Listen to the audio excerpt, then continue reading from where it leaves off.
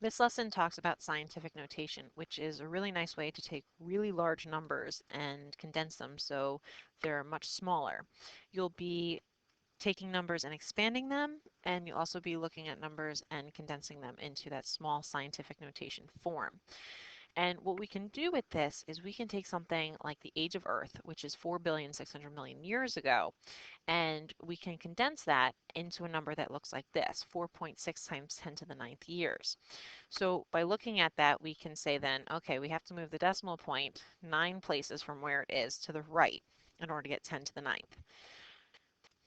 If we look at this example here, we've got all of these zeros behind this 665, and always remember that the decimal point in a number like this is going to be at the end of the number, all the way to the right.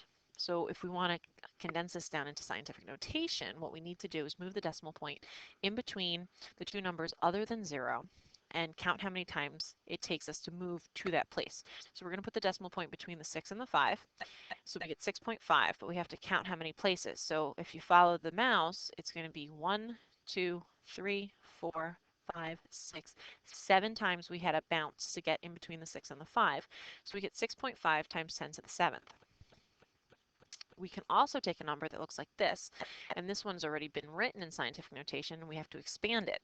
2 times 10 to the negative ninth. So be very careful if you see this negative sign, because what that means is that you're going to have to move the decimal point to the left. Okay, and I said that the decimal point is always going to start to the right of the number. So here we just have 2, so it's going to be 2.0 actually, and we can put that decimal point at after the 2, and then we have to move it 9 places to the left, and then we're going to get this number 0.000000002. Let's do a couple of examples. Take this number and put it in scientific notation.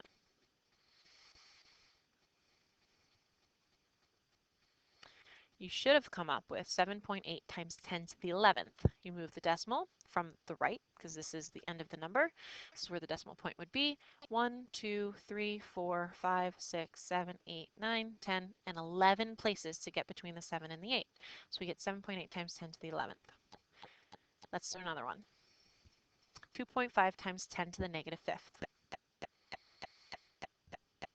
We're dealing with a negative number here, and you can see that the decimal point's already here, so we don't have to start at the very right of the number.